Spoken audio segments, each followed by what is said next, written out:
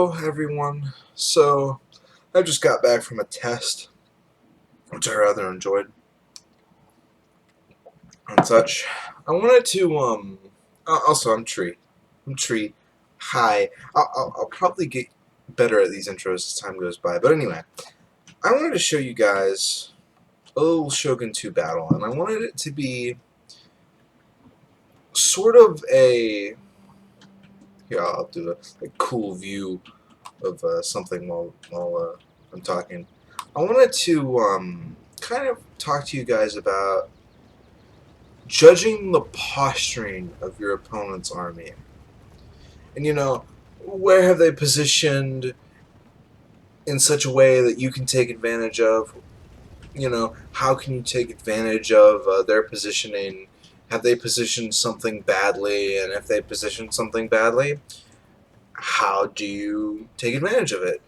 Do you, especially, this video is kind of looking at this point of view from a attacking standpoint, because I'm going to attack. And the reason I'm going to attack, and I'm going to get into army builds real quick, the reason I'm going to attack is because I have a lot of melee infantry. I have a line of sword attendants, a line of warrior nuns, 2 of them in fact, very pretty. I have a line of warrior monks, and I have I have 4 light cav, and I have some very elite veteran Naginata warrior monk cavalry, which are rather powerful. What does my opponent have? Well, this is the thing that's going to make me attack, isn't it? It's the matchlock. That's way over here, by the way. So I'm going to get into I'm going to pause it real quick because I'm about to engage. I want to get into the meat and potatoes of this army real quick. So he has what I consider to be a flanking force. And you can see or even, I almost want to call it a flanking slash capture buildings force. And here's the thing that some players do in Shogun 2. People obsess over capturing as many buildings as possible. And I'm going to ask you guys a simple question. What usage does my opponent gain from capturing this archery dojo? Does he have a huge ranged contingent? And I'll answer that question for you. No, he doesn't. He has a ton of Nodachis. He has 5 of them. No, I'm sorry. 4. 4 is still a lot. Very powerful unit. He has 2 Naginata warrior monks. And he has very powerful and very effective Yari cavalry. So what he's doing is he's sending this hugely important unit of matchlock samurai to capture a building that will only benefit 1 unit in his army. Why? People obsess over these buildings over the geography of a map or the positioning of your opponent's army in relation to yourself. Is opening this huge gap in between your flanking force and your main body of infantry really that advantageous? I don't think it is. Now, looking at this, I'm going to attack. And the reason I'm going to attack is quite simple. I see this huge gap. I see that if I attack now, I'm going to make 3 of his units useless, at least. These 3 units are going to have to saunter all the way over here. They're going to have to get up on this hill to fire at me, because the matchlocks can't just sit behind a hill and fire, through the geography. They have to actually get into position to fire, which means that they're going to have to go an awfully long way to get in the range. If I attack now, he doesn't have any spears in front of his Nodachis.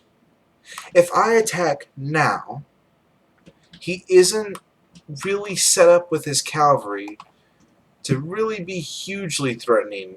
He hasn't put them, say, over here yet. That would be a lot more threatening.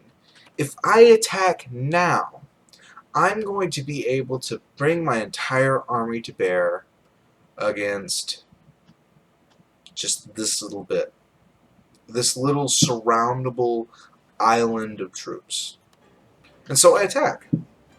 I throw my light cavalry into this battle to kind of ensure that I win the infantry fight, because the Nodachis are such a powerful unit if they get a charge off. If they don't get a charge off, though, my Naginata warrior monks and my warrior nuns are going to win no problem. So that's what I do. I don't even care if I get caught by warrior monks. As long as I stop them from charging my important infantry, that's great. He panics, though. And I get something that was unintended as an advantage. You see, I haven't just thrown my light cav up alone, to just go up and die without gaining something else. You might look at this kamikaze suicide charge of light cavalry, and you might think, well, that's just a waste of units. You're not gaining anything from this. Well, this is where you're wrong. Not only have I stopped the Nodachi charge, but I've actually gained distance. I've gone from being at a point where I cannot really attack quickly and pressure my opponent to making my opponent completely defensive and becoming this close to my opponent. This is huge. This is a huge deal. He's even committed his Yarikav into this fight with spears this close to them. He's not going to be able to kill my light cav fast enough without getting caught down and bogged down in an infantry engagement with his cav at this point. These units could have turned the battle. If he would have kept them in reserve, and if he would have slammed them into the rear once I took this engagement, he might have been able to turn it. Or if he could have at least threatened me, he could have made it to where I would have to keep some units in reserve, or at least didn't get my cav around. But we'll see what happens here. So we engage. He's not going to get a charge off with his Nodachis. You can see it. He has his Yari cav. As I said, he's going to have his Yari cav caught by all my infantry, and my cav are also going to get around. Now, let's take a look at what's happening with this part of his army. This very important part. Well, I'm using my light cav to gain something again. I'm going to trade Koku for time. I'm going to trade my Koku for about 15 seconds, or however long it is, of him keeping this very important unit over here. I'm going to even distract him. Even him wasting micro over here as opposed to trying to win this battle is great for me. I just clicked one order. He's going to have to run his Matchlocks away. He's going to have to deal with all this. While I'm over here destroying his Yari Samurai, making sure they don't flank, killing his Yari Cavalry, making sure they don't flank. While I flank around, I'm killing all of his infantry. He hasn't gotten a charge off. The fact that these Nodachis are engaged with 2, 3, 4 kills, that's not good for him. That's really bad for him. The moment Nodachis should engage, they should have 50 kills just by the charge alone. Anyway, he's going to commit his cavalry over here. He's going to fight light cavalry. This is the huge advantage of using light cavalry in Shogun 2. You get people to fight them, and you gain 10 seconds of time to actually win the battle. I'm going to win the battle with this engagement. I don't care about what's going on here to an extent. This doesn't matter. This does. And the reason it mattered more over here is because I kind of set it up to matter more over there. I have to get a sip of water. I looked at my opponent's posturing, and I just attacked what I needed to attack. And so his army is going to start breaking here. But I just want to point out that you have to be able to do this, to be able to attack and break your opponent like this, you have to look at where they are, and you want to look at how do I attack, when do I attack, what's in my favor, what's not in my favor.